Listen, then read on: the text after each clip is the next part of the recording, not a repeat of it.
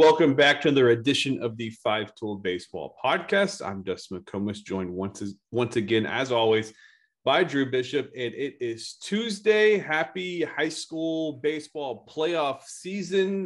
Drew and I, before we hopped on here, we're just looking at some schedules, and it's exciting, but at the same time for us, it's kind of like, where do we go? How do we best maximize our time? And unfortunately, I might have to play a little bit of weatherman around Central Texas because it looks like Thursday might get there's some rain in the forecast for Thursday, but it looks like we're all clear for Friday and Saturday, and a bunch of big time matchups all over across the state of Texas. San Antonio, Houston, Dallas area, South Texas, West Texas. It's just a lot of good stuff that gets going, this week. And it's that final playoff run for a lot of those seniors who are looking to go out with a strong final campaign, end up in the state tournament. And speaking of that, I saw Trenton Schaaf on senior night last night through a no-hitter. So that's a good way to go out from your last home game there with a no-hitter. But Drew, what do you think of these schedules? Do you have anything in mind? Like what's your method to the madness here as we try to figure out? Because it's part of it too. In my head, I'm like, okay, like there's some teams that I think that are gonna probably hang around a while. So it's like I can kind of maybe put them on a later schedule, but you never know with these matchups. I mean, anything can happen, as we've seen. A lot of these district races. We were looking at 25 5A down here in my area, and 4 teams ended up 10-4. So a lot of good baseball being played around. And as we've said before, I don't know that there's a dominant team, although we'll get to my game on Friday. I think a team made a case for that. Yeah. I think there's a few games that have some really potentially intriguing pitching matchups. So that's kind of what I'm basing my Friday and Saturday on. And obviously a lot of the Saturday is going to depend upon, I think a lot more teams play on Thursday, Friday, Saturday up here for whatever reason. But so Saturday for a lot of these series will be if necessary. I think that's going to dictate a lot of where I go. Looking at right now, probably seeing Rockwall versus Rowlett on Thursday, just because it's close, and I haven't seen Rowlett this year, and they've got a couple. I know at least one D1 guy and a JUCO guy that I want to see. But Friday, there's a couple. Based on the pitching, that'll dictate where I go, because there's a chance that we got Coppell versus McKinney Boyd, so that could be TJ Pompey versus Ben Abel. You've got Flower Mound Marcus versus Denton Geyers, a big time matchup. And then even Prosper versus Hebron. Some of those big young arms from Hebron are matching up with some of the guys from Prosper. That might be intriguing too. But so that's kind of what I'm looking at for my schedule. But there's a handful of games, couple 1-game series. I saw South Lake's in a 1-game series against, I think, LD Bell. Is that yeah, right? I think you're right. Mm-hmm. Yeah. So, those are always tricky because, like we've talked about, never know if you match up against that one, kind of crafty guy or guy that just keeps you off balance, or just a dominant pitcher, then your season can be over. So adds a little bit of intrigue, but so it should be interesting for sure. Yeah. I'm looking at it. And by the way, the guys and gals and whomever works on the Texas High School Baseball.com website. I mean, the schedules they've got up here are just a godsend to us. But Huge tool. Great tool. I see Houston MacArthur's got a 1 game because they got Ryan Dollar. It's like, all right, yeah, that makes sense. Take your chances with Ryan Dollar and keep on moving along if you can keep getting those 1-game flips. But yeah, I mean, it's just an amazing tool for any Texas high school baseball fan. And certainly I know we spend a lot of time on there, and they do a good job with all the schedules and stuff like that. But yeah, South Lake has got the 1 game with LD Bell, Houston MacArthur. And I'm kind of going through here. Clear Falls and Alvin have a 1 game. Let's see here. San Antonio Clark and Cibolo Steel have a 1 game. That could be interesting. Yeah. But yeah, those are the only ones I see. Kind of looking through here. at the schedules, but that's all 6A stuff. I'm sure there's some in 5A as well, but yeah, it's a great tool because I'm already seeing some games that are kind of earlier on Friday. So it could be nice potentially to hit something earlier on Friday and then zoom on over somewhere else for a nightcap. I believe Tomball plays Tomball and Bridgeland. That could be a heck of a series. We know those two teams got a lot of talent. They play an early game on Friday, but really exciting. I know we're fired up to get out and watch as much as this as we can and kind of best maximize our time and get around and seeing a lot of these exciting matchups across the state. But yeah, it feels like the season literally just began, and here we are in the playoffs already as it kind of really, really flew by. But I mentioned earlier, we've talked previously that it seems like there isn't a clear cut state favorite, at least in the 6A. I think we can feel pretty good about a team like Sinton being a strong favorite in 4A. Last I looked, they had their run differential. Somebody posted, I can't find it now, over like the last 12 games or so was just absolutely bonkers insane. It's not like, they play 4A, but it's not like there's some talented 4A teams in their area. So it's not like they're just showing up and playing a bunch of people that have no chance. I mean, they're actually playing some legitimate clubs. But I went down to first part of my day on Friday. I went and caught a couple innings of Ridge Point and Fort Bend Travis. Saw Justin Vassos, a couple of bats from him. Was hoping to see Micah Dean, but he had tweaked a left shoulder that he was getting checked out this week, and hopefully he'll be back there soon. So I didn't get a chance to see him with Fort Bend Travis. But Ridge Point, man, they can swing it. I think that they're going to be a tough out in the playoffs because, 1 through 9, I mean, they really put together some quality at bats. Of course, Vassos hitting 3-hole for them. Got down the line like 4.28. He can still really, really run from the right side. JJ Canetta, junior catcher, committed to DBU, really swung the bat well. And then Carter Groen, he plays tight end for the football team, 6'5", big physical guy. Hit a homer, just absolute bomb through the wind out to left. I retweeted the video that he posted there. Interesting power profile. There's definitely some swing and miss there, but he swings with intent. And when he makes contact, usually flies off the bat there. But that's a good Ridge Point team. They can really swing it well. 1 through 9, and I think they're going to be a tough out. But then I went over to the big one in the area, which was Katy and Katy Tompkins for the district title.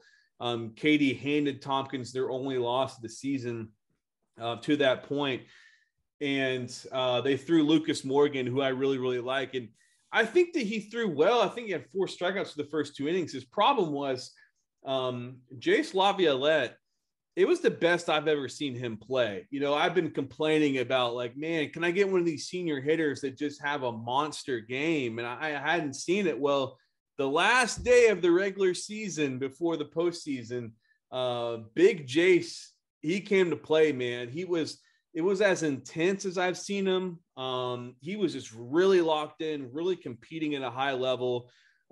He got a hanging breaking ball first at bat, hit a 2-run homer over the batter's eye in dead center. Then he comes up again next at bat with runners on base. They try to beat him with a fastball up. And I knew if they went fastball, they'd have a problem because Lucas Moore was kind of tipping it a little bit, just a little bit more effort in the delivery when he threw the fastball. And they tried to beat him up with one because that splitter has been so good down and away from lefties. And Chase got the barrel on it again and hit another bomb over the batter's eye in center. Made 2 fantastic catches in center field. Just totally set the tone for that team. I mean, that lineup kind of struggled a little bit against Lucas Moore, as a lot of lineups have this year. But it kind of reminded me when Texas had Cody Clemens, and you'd see him barrel one early in the game, and the rest of the team would be like, "All right, we can hit. Yeah, we're good." That's kind of what Jace did for that Tompkins team, and they ended up cruising to a victory there, winning their district championship, finishing the regular season with just 1 loss, heading into the playoffs. Jack Little had a homer later in that game. I mean, we know that lineup, when it gets cooking, top to bottom, it's really, really tough to handle. So perhaps they kind of head into this thing as the favorite to emerge as 6A state champion. But Big Jace, man, I've seen him bunch, and that was the best I've ever seen him. Just the total package, just the power, the hit, the athleticism, the defense, and really just the intense competitiveness was at a really high level. It was a high stakes game, and he treated it like a high stakes game and came to play, and I was just really, really impressed with him. So finally, in the last opportunity in the regular season, I get a senior that goes out with a bang and puts up a monstrous performance, which we love it too, because Nick Timms was there, our video guy, or one of our many video guys, and we got all that stuff on video, which we really love it when those big guys show out, and we get a bunch of great clips on there. So go to 5Tool. I believe it was on the Instagram and our Twitter account as well to go check out that coverage. Yeah, on Friday for me, I met Brooks over at Trinity Christian to see them finish a game versus John Paul II. So I guess they were resuming a game, I guess, that probably got called for, I'm assuming, weather. So they picked it up in like the third inning. TCA had a big lead going into the last inning, and John Paul II just turned it on. They had a big top of the seventh. I think they scored 4 or 5 runs to get out of there with the win. They were kind of down. It was kind of they'd been kept off balance, and then they just kind of flipped the switch in the top of the seventh and pulled out a win. And it was funny because I guess the parish school they all showed up because if Trinity Christian won, they were going to be eliminated from playoff contention. And so you got a whole team over in the stands cheering for John Paul II. So they were loving that top of the seventh, but a couple guys really stood out for TCA. And, we've talked about JP2 at length, but Abe Woods for TCA is an infielder that I liked. Samuel Jenkins, you'll remember this name. Samuel Jenkins reminds me a lot of Brad Suttle. Okay, yeah. Just kind of I was the way a big Brad Suttle guy in the day. Yeah, so if you remember about Brad, at that point, Brad signed for the highest bonus ever for a 4th-round pick. He got, I think, over $750 with the Yankees.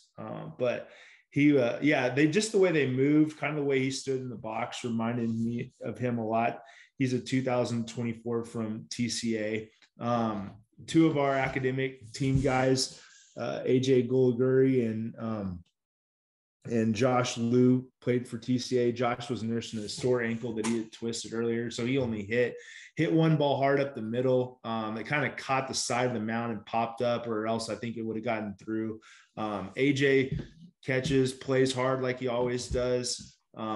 Just really good player, aggressive player. You can tell he's kind of a leader on that team. And then our guy, Ben Francis, hit 2 doubles, one of which was off the wall in a pretty big park, but I was impressed by him. But John Paul II, Justin Blancafort had a big hit in that inning. Derek Mitchell had a huge at bat. He hit 2 foul ball home runs that were absolutely crushed. It's just one of those instances where you see the tools just show up. I mean, they were foul, but it was kind of like, there it is, just the electric bat speed and just really twitchy. And you can tell he's getting better and better as we go. I mean, he's a guy that is obviously talented, but every time I see him, he looks more and more polished, and he just keeps taking steps in the right direction. And from everyone you talk to, he just works. He's a baseball player that loves being on the field, loves getting better and spending time. Got our first look at Jack Frankel. He didn't pitch, but hit a couple balls hard, including a single that he had. But so that was our first time to see him out on the field, moving around, and looked good. Physically, he's definitely advanced for a sophomore. And you can see what drew Mississippi State to a player of his caliber. And obviously, his future's more than likely on the mound, but you can see at least some athleticism in there and see that, what you see what you want to see physically from him. But that was an interesting game. And then after that game ended, we hopped over to Lovejoy to see Lovejoy and Rock Hill. So we got and they were Lovejoy was using it as a tune-up for the playoffs. I think they're looking at playing Thursday, so they just kind of used a handful of their guys. But Jack Livingstone still has given up no hits to Rock Hill on the season through 11 innings. So he went he went 4 innings of no hit ball. Rock Hill's got to be like, dude, just that's got to be it. Yeah. Leave us alone the rest of the season. Like, stop pitching against us. Avoid us in the playoffs, please. Yeah, exactly. I mean, Lovejoy looks like they've peaked at the right time and they're ready to go for a big postseason run. The Branch brothers at the top of the lineup are always tough outs. Kyle looked good. Colby looked good. Aiden Sims smoked a ball. I mean, that guy can hit. Yeah. And it's athletic. It's strong. There's projection, everything to like about Aiden Sims. Aiden Lamar started on the mound for Rock Hill. And I think they're, probably using it as a tune-up too. I don't know if he was on a pitch count or not, but I've seen him have a little bit more command. I think he got behind on some hitters early and just didn't quite ever get in a groove like we've seen him get in, because usually he's a strike thrower. And that's every time I've seen him, that's what he's been known to do, is just pound the zone and throw lots of strikes.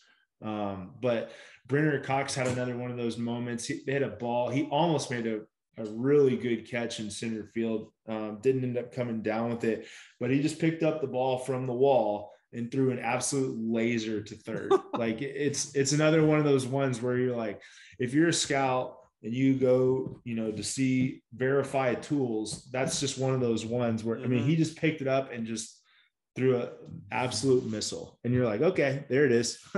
But Brenner always moves around the right way. And I think Jack Opine, the shortstop, out and looked like he had a cast on his hand. But so it was a little bit of a one-sided contest on the Lovejoy side, but good players on both sides and fun to see some toolsy guys getting ready for the playoffs. Because both of them have ingredients to go fairly deep. And if Jack Livingstone keeps throwing like he did on Friday, and like we've seen him pretty much every time out, that's going to be a tough team to go against. It really is. And then they've got some arms behind him too, that to go along with a loaded offense that has all the ingredients you want. Like, they have a good defensive catcher. They're good up the middle. They've got it on the mound. They've got power and speed in the lineup, and they're gonna be tough. Yeah. And Livingstone too, as we've talked about before, he's a unique look. Like, you don't typically see many high school pitchers with that kind of stuff profile, where everything nothing's straight.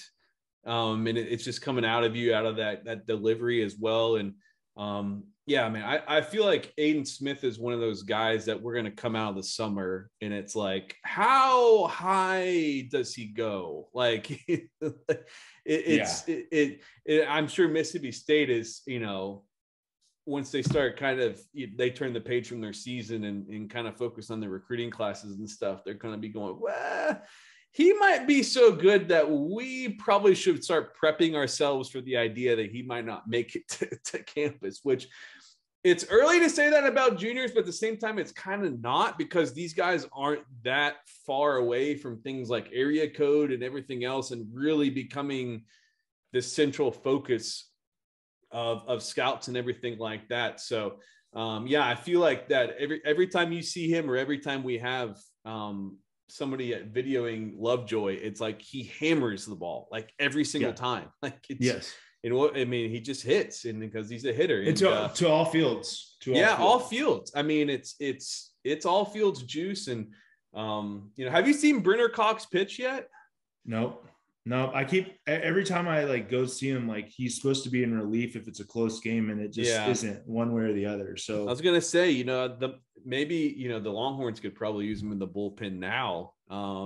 If with that arm and athleticism from the outfield and kind of what we've heard of what he looks like on the mound. So it's that guy defensively and that arm and stuff like that, that's really going to play for a long time. But it sounds like, I haven't seen them, but man, it seems like Lovejoy is really checking all the boxes as I enter the postseason. I know that I wouldn't really be excited if they were on my schedule for sure. But kind of looking back to switching gears here real quick. I was looking back at I want to give us a little shout out. So before the season, we kind of did picks to click from the 2023 class, just kind of a fun exercise about guys from our 5 till 55, from the follow list and from the just missed list. As guys were like, hey, I think these guys are going to have some pretty strong seasons.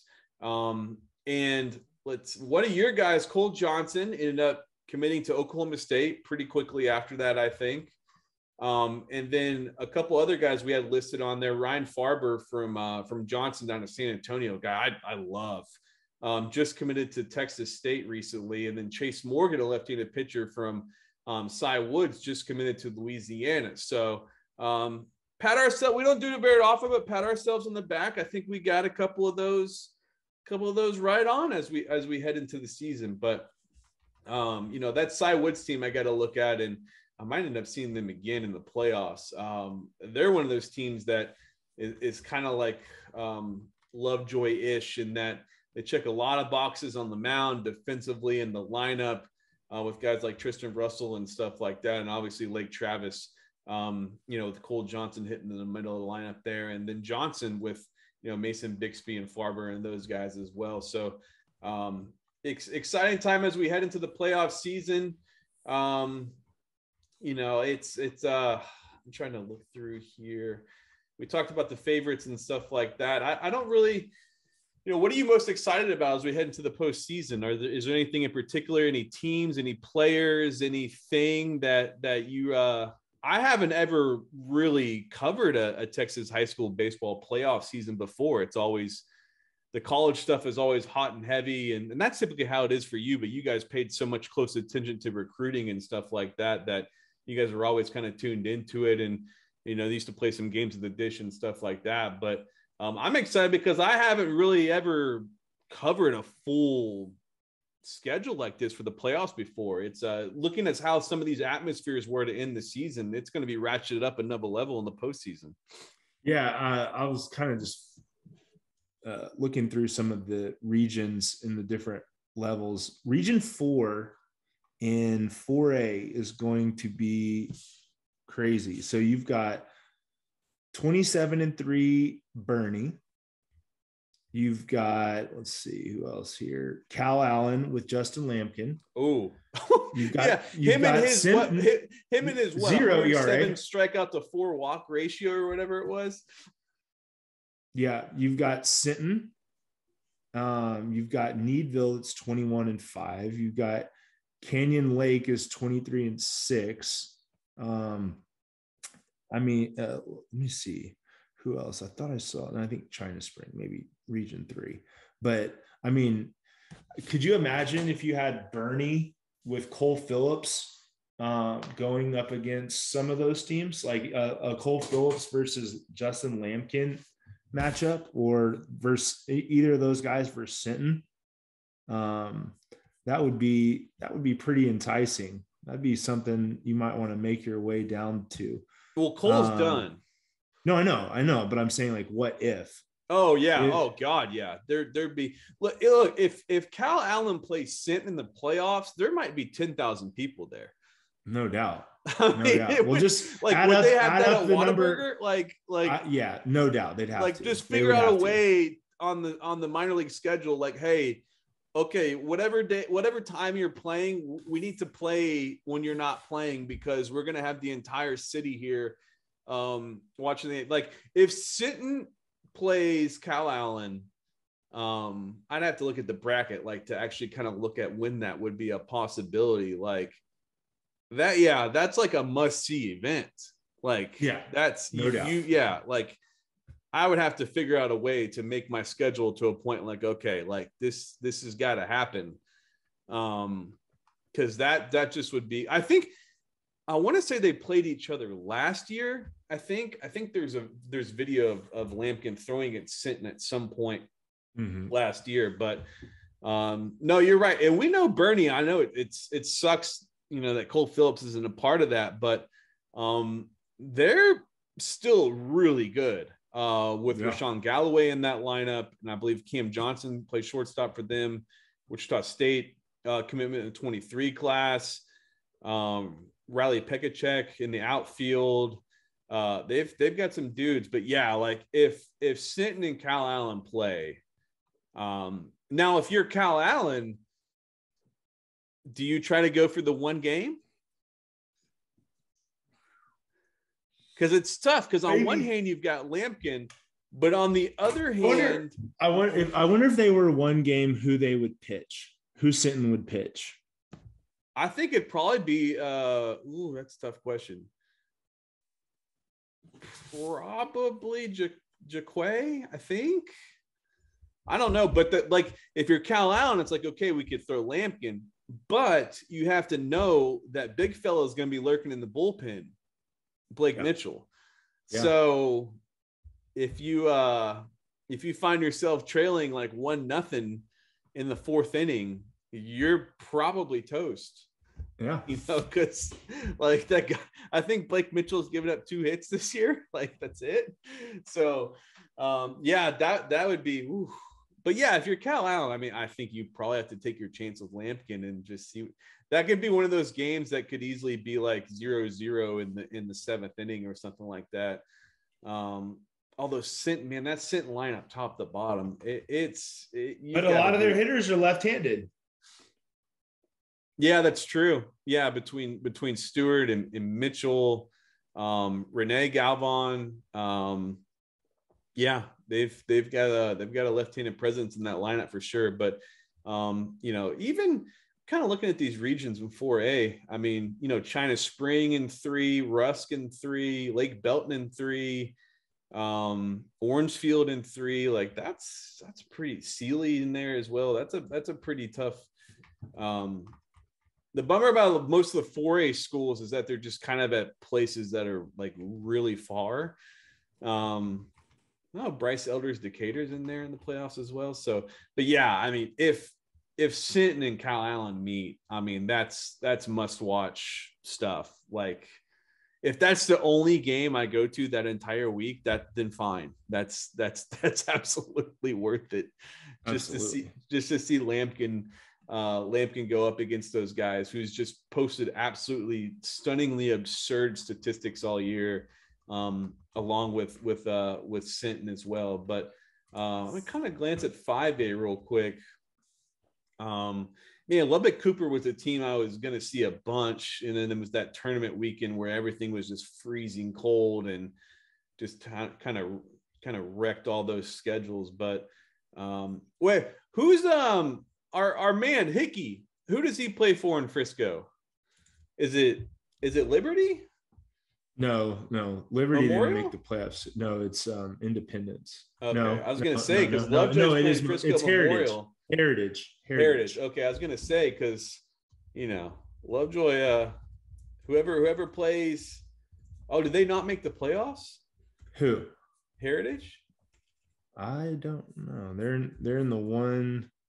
They had a bunch of teams lumped all together there.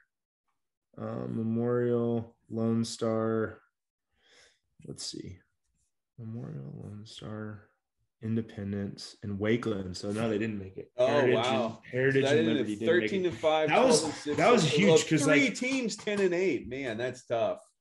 Yeah, I mean, honestly, I think Liberty could have won the district if they would have won on Tuesday last week, and they lost, and then they ended up not making the playoffs. Man, yeah, it was them. They're all clumped in there together right at the end. That's a tough little. Let's see here, Region 2 of 5A with the Frisco schools. Mm-hmm. Then you throw in some of those East Texas schools like Hallsville and Lufkin. Mm-hmm. Highland Park's in there. Lovejoy. Yeah, but Highland Park's they've got a tough. I mean, they finished third in the district. They've got a tough matchup with Cleburne. Cleburne's always good. Yeah. Forney with Aiden Sims is in there. Oh yeah, that's and then man, Region 3 starting off with Lake Creek against Magnolia West. I know Magnolia West was only 16-13, but you look at the guys they've got on the mound. They're gonna have a chance for sure.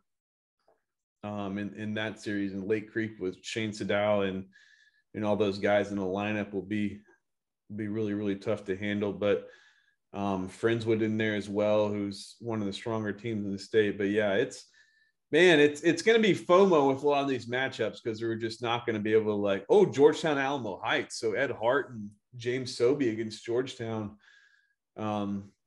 That'll be a tough one as well. So yeah, a lot of really, really, really good matchups.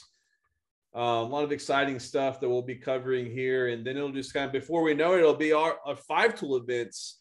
We'll be firing up really, really soon as well, and we'll kind of just really transition into the summer schedule and working on our rankings and finalizing our final 22 rankings, which we've talked some about the guys that would kind of move up, and then giving our 23 rankings a fresh edit, and then kind of switching gears and getting going on the 24 class. But some non-baseball stuff. What were your I know you're a big NFL draft guy. What were your main NFL draft takeaways coming out of there?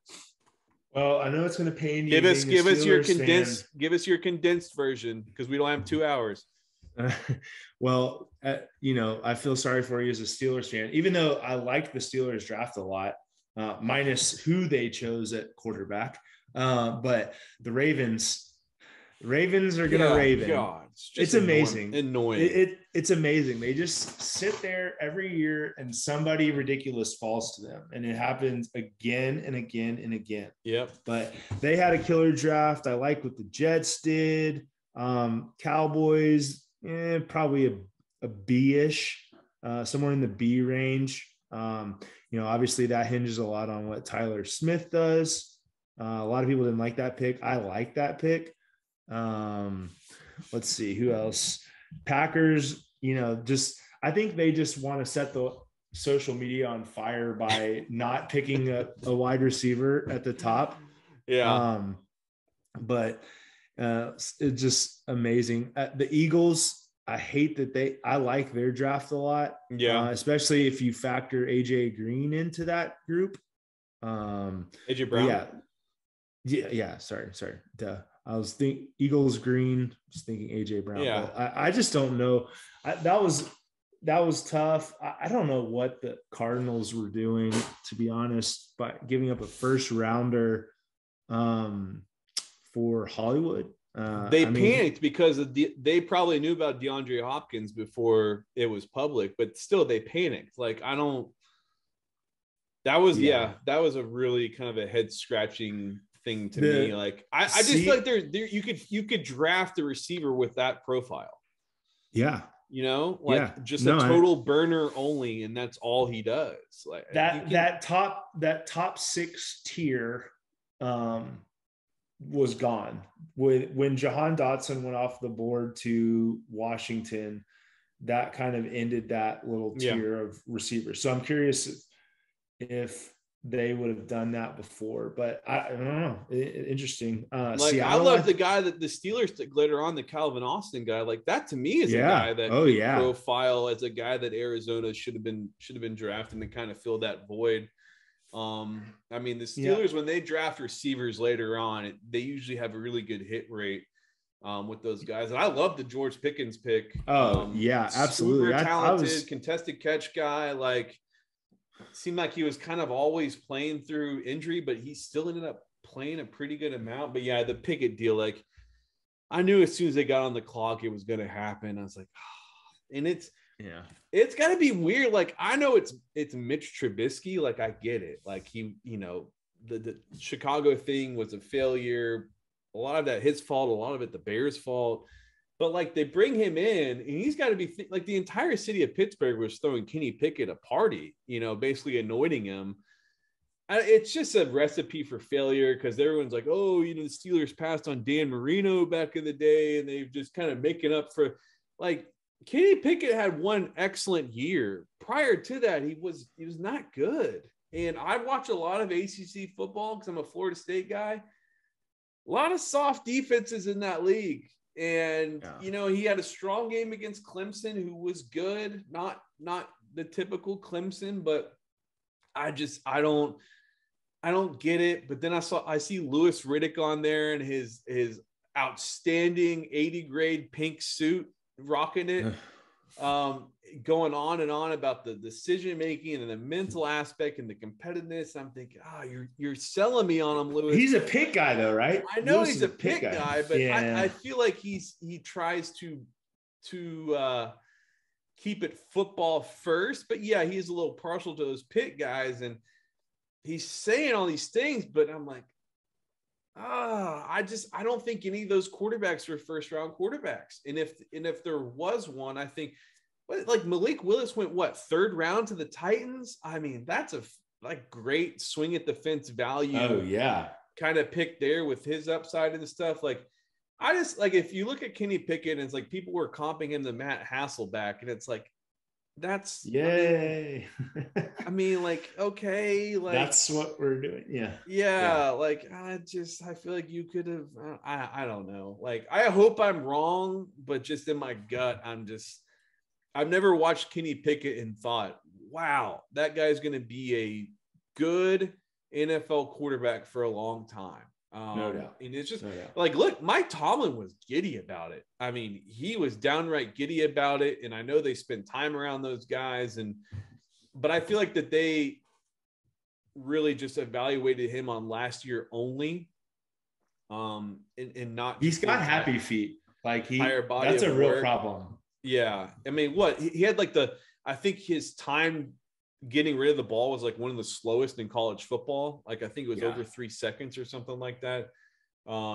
So yeah, I like the rest of their draft, but I mean, I don't like that. Just put so much, and there's gonna be so much pressure on that kid being a guy that played at Pitt to come in and win the job right away, and so on and so forth. But yeah, and then you sit there and you look at the Ravens, and Kyle Hamilton, let's go take this future all-pro lineman from Iowa and do this and that, and it's so annoying. Like you said too, it was weird to see the Jets do well. And I think the Giants did pretty well too. You texted me when they got they did well at the top. The rest of their draft was kind of questionable. Yeah. I mean, if you get Evan Neal and Kayvon Thibodeau, like we talked about last week. Yeah. If those guys are even just marginal hits relative to their upside, I mean, those are some good picks there. But I knew Jets crushed it. Jets crushed it. I liked Steelers. Seattle did a really good job. I like Seattle's group. And they're kind of in a weird spot. They needed to really no bolster doubt. everything. I actually really liked Atlanta's draft too. You paired Drake London up with Kyle Pitts. That's a big a lot of physicality there. Yeah, then they got Ebiketie on the edge. Troy Anderson, the guy from Montana State that was a quarterback, running back, and then a linebacker, is just a freak. I tried to take him in all kinds of different mock drafts. So I like him a lot. Desmond Ridder, I think, is a good fit. Yeah. A lot of people compare him to Ryan Tannehill. Which obviously with Arthur Smith there in Atlanta, he probably has some plans for him and what he can do. But I thought those were good.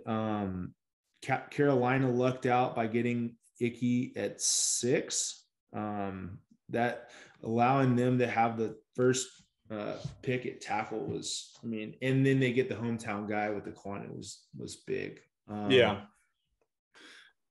Saints did pretty good. I liked what the Lions did. Saints traded a lot of picks for. Yeah, they were active. Chris, what's his name? Olave, whatever, from Ohio State. Olave, yeah. How about all those Ohio State receivers going, and then also Jamison Williams, who transferred from Ohio State? 3 picks in a row. Yeah, talk about an embarrassment of riches. I'm I'm sure Brian Hartline, if he's not the highest paid guy at his position, is coaching wise is probably going to be up there pretty quick with the work that he's doing at Ohio State. But yeah, and then Steelers got DeMarvion Leal later on, who I liked. I think he's a good fit for what they do. That guy had one of the best All-American weeks I've ever seen down in San Antonio. He was almost up there in the Micah Parsons range for me, just guys that went down there that week and just absolutely dominated everybody. So, yeah, NFL draft, looking for – it's weird. Like, you've dealt with this more than I have, but my fandom in the NFL, I haven't really dealt with, like, a quarterback battle before. So, it's going to be – weird. I'm not really excited about that whole lingering question every single part of the week. Like, who's going to start this week? Or should it be this guy? Or should it be this guy? Or what's the future? Like, it's like, oh man, I've kind of avoided that for like almost 2 decades, and I'm not really looking forward to it. It's not fun. Yeah, it'll split the fan base. I mean, like, it's just a really bad sign too. If somehow Trubisky comes out and wins the job, that's not good for the future. I hope they give him a chance to. I'm curious to see how much of a chance he will, because, like, you know, Pickett's billed as the one guy that was like ready to play out of all the quarterbacks. Yeah, he's like what, 24? Like, so if it's not now, like, you know. Yeah. Right. That's not really good sign. So, but by the way, we got to shout out my guy Todd, our buddy that works for the Twins. Yeah. Show on the video here. I've got my Twins jersey. Yeah. Turning around here. I don't know if you can. Got Byron Buxton on the back there. The powder blue Twins. I mean, because I've been tweeting about the Twins some, and he was checking in. We messaged and just checking on each other and stuff like that. And he's like, "Hey, you want a jersey or a T-shirt or whatever?" And I was like, "Oh, Buxton." Give me Buxton. So backstory on that is, like, Todd is supposed to be sending me something as well, but he wanted to send me a Correa shirt just to, like, wear to troll some of our Houston friends. And I said, absolutely not. I don't want any part of. Oh, come on, yeah. If you don't want the Correa one, I'll wear it. That was the deal. I told my him, Astros fans. Exactly. So I told him I wanted Buxton and to give you the Correa one. And so I totally I didn't forget, but their powder blue stuff. I was like, oh yeah, like that's a thing, like for them. But yeah, I'll take the Correa one. I'll wear it around and drive my Astros friends nuts for sure. I'll take great pleasure in doing that. But yeah, like, shout out to Todd. Hope you're doing well up in Minnesota. I think the Twins they've got a chance. They've got a chance for sure to win that division. And, you know, Chris Paddock looked good again the other night, and they're getting Sonny Gray back, and Joe Ryan has been awesome. Buxton, when he's been healthy, has just been absolutely killing the ball. Max Kepler having a great year. Like, they got a lot of pieces, a lot of the ingredients necessary to win that division and get in the playoffs and do some damage there. And their bullpen is just a lot of fun to watch right now, with Johan Duran coming in throwing 102 miles an hour and stuff like that. But yeah, that's been watching a lot of pro baseball. Fortunately, I didn't watch any college baseball this weekend. Just kind of glanced at Orange Bloods a little bit. And, you know, it's that time of year where it's like, oh man, I thought when they hired David Pierce, this just was not a good hire, and this and that. And it's like, everybody just forgets that they basically finished 3rd in Omaha last year and that sort of thing. But, you know, we'll see what happens. Like we say, you can't chase bullpen development in the season. It's tough. It's really tough. Well, it snowballs. It snowballs, and everybody starts looking around, and they're like, okay, who's going to come in next? And oh my gosh, why can't I throw strikes? And like, it just gets away from you. Well, one thing that's tough, and a lot of people fail to remember on a lot of these things, is like, you lose a guy like Tanner Witt. So, you know, with that trio of Hansen, Stevens, and Witt, you go into the season thinking, hey, I'm gonna be needing to fill, probably somewhere between 6 or 7 innings from the bullpen on the weekend. Yeah. And you can pencil in, going into the year, 2 or 3 of those go to Nixon. And then you're looking at, trying to cover 3 or 4 innings with everyone else in the pen over the course of a weekend. And, if you go down and you start having to look for double-digit innings out of the bullpen with a bunch of inexperience back there, it's tough. And, so, as soon as Witt goes down, Lucas gets moved up. And then, the thing that we've talked about before is the schedule is just really tough with the double midweeks. Yeah. 2 weeks in a row right after that happened. And then you're changing roles. You're looking for all these, you're adding 9 innings to what you're used to having to try to fill on a normal week. And it can get ugly, and it has at times. But, they have all the ingredients and they just need to right the ship. But, you got some other teams on the ascent. A&M's been on fire recently. They are, fresh off of series wins against Arkansas and Vanderbilt, which I don't think anyone saw before the season. But I thought it was interesting too.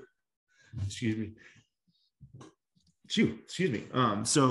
But if you took the original top 10 of the D1 preseason rankings, I think at least 4 of those 10 are not ranked right now, with Texas, Florida, Vanderbilt, and somebody else. Mississippi State.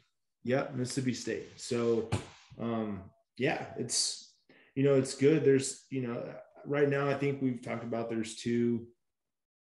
Oregon State and Tennessee are just kind of in a league of their own right now. And then there's a huge logjam after that. Not a lot of separation between, 3, 4, 5, and some teams on the fringe of being ranked. So it should make for a fun postseason, hopefully. So we got that to look forward to. Yeah. It's going to be a battle in the postseason for sure, because there just are not many clear favorites. And and the bullpen stuff's tough because you can't catch your breath once things get going, like especially if you're playing double midweeks and stuff like that. It's just there's a reason why typically Texas would be much better after the finals break, because everybody got the reset on the mound, and you can kind of look at some things and catch your breath a little bit. But it's tough. It's tough for sure. But I think they've got 2 more Big 12 series left. 2 more opportunities to kind of right the ship a little bit there. And then you're looking at probably an opportunity to win 40 games in the regular season. I mean, that puts you in a pretty good position in the postseason. But besides Tennessee and Oregon State, I mean, it's just kind of, Oklahoma State really swung the bat well in Austin this past weekend, obviously. And we know how talented Arkansas is, but you look at Virginia Tech and Southern Miss is way up there. 2 teams that aren't. Southern Miss lost this weekend, didn't they? They lost the series, I think. Yeah, they did. They're still hanging in there at 7th. Texas Tech hanging in there at 9th. We talked a little bit about Gonzaga and what's going on with them, and they're going to have a lot of motivation and opportunity to play deep in the postseason. Texas State at number 17. It's going to be wild.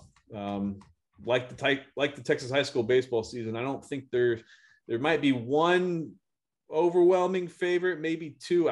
Overwhelming might not even be fair. Let's just call them favorites, and then just a bunch of teams with the ingredients to make it run beyond there. So exciting times in all levels of baseball right now, and we'll be at the playoff stuff beginning this week, and we'll talk about it all here on the 5-Tool podcast. This is episode 62, creeping up on 19,000 downloads. Get to Apple Podcasts, Podbean. We publish all these on Twitter. We'll publish the video versions on YouTube. Make sure you're subscribed there to all the 5-Tool content on there. You see some highlight clips and stuff like that. Instagram, TikTok. We're all over the place covering the game, talking about the game. And we thank you to tuning in here to the podcast. And if you listen on Apple Podcasts and you enjoy it, you want to leave us a nice rating or review, we'd really appreciate it. Kind of helps us kind of spread the word out there as well. But next time we talk to y'all, we'll have some playoff results done, some things to talk about, probably some surprises around the state because there's going to be a lot of competitive matchups everywhere. Dallas, South Texas, Houston, San Antonio, West Texas, East Texas, wherever. A lot of good stuff going on, a lot of competitive matchups that'll be unfolding throughout the playoff season. So until then, we talk to y'all next time. Take care.